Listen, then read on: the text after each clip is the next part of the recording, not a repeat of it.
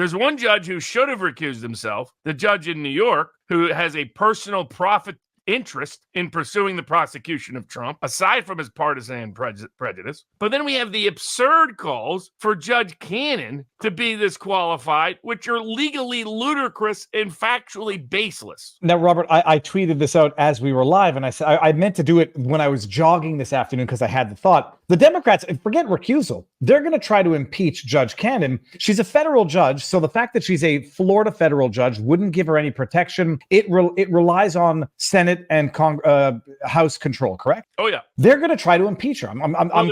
Their first goal has been to public, Jack Smith has attacked her and attacked the judicial chambers. If I, as a defense lawyer, did that, they kick me out of the case at a minimum, threaten me with disbarment references or contempt findings or jail. Prosecutors do this and judges are like, oh, I'm so sorry. I'm so sorry. Well, I said something that offended the Department of Justice. Well, ridiculous. The media was saying that Jack Smith had threatened Aileen Cannon, the judge. He did. I mean, it was, how dare you challenge me? And I'm gonna have to appeal you. So what? Yeah, but I'd be like, appeal away. That's right, but I don't consider that to be I mean, none of these judges have real courage. Real courage, they would dismiss this nonsense right out of the gate. But they're enraged that Cannon is pushing back at all, just a little bit. I mean, that's all she's doing, pushing back a little bit. Not doing her job, in my opinion. She's just pushing back a little bit. Mm-hmm. And they're enraged. And then you have corrupt lawyers like Ty Cobb, who he has all the worst attributes of the real Ty Cobb and none of the best attributes. This is a guy who represented the president. The President Trump was convinced to hire this schmuck. And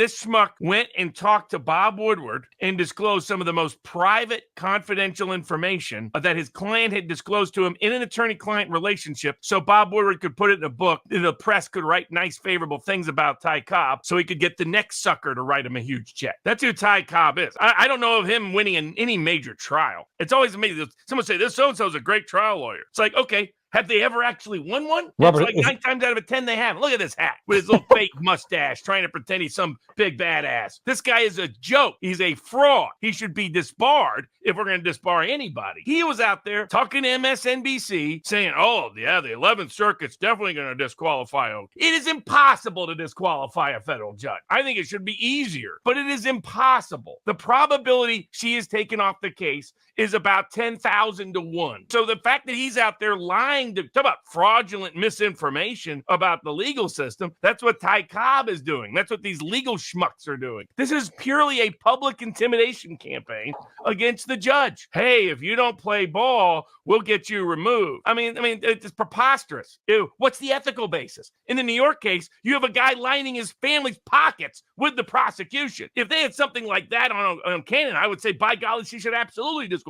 They're just objecting to her legal rulings. It's ridiculous. And her legal rulings just push back a little bit against this absurd prosecution. They clearly named that guy Ty Cobb after the baseball player, right? The baseball player is like an late 1800s. Probably had loser parents too, because he's that kind of loser. They couldn't even come up with an inventive name. The accusations of bias and calls for recusal, that I'm fine with. But I'm Robert, they're going to impeach her. I mean, they're going to try to impeach her. Well, they may try, but I mean, it will go nowhere. Probability is low they even try because they've had no success in the past. They need a personal scandal to get Congress to rally to it. Otherwise, they never get it. And do Democrats really want to wake up Republicans about impeaching their rogue judges? Yeah, because I think more going to be on the Democratic side than on the Republican side that need to be impeached. That depends if the Republicans ever grow the political cojones to do it, because I don't know what would be required to impeach what's his face, New York nipple judge Engelron, but that's a state judge in the state of New York, so it'll never happen. Up to the state proceedings, different rules in the state proceedings and the federal proceedings. Now, I think all of them, including the federal judge, all these judges that are interfering in the election are violating federal civil rights laws.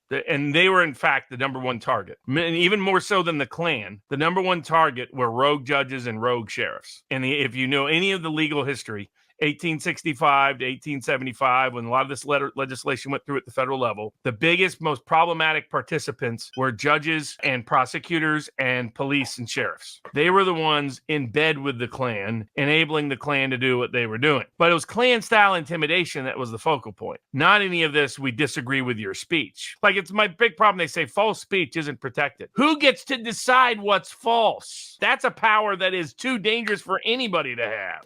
It's not that. Seeing what happens when you give it to them.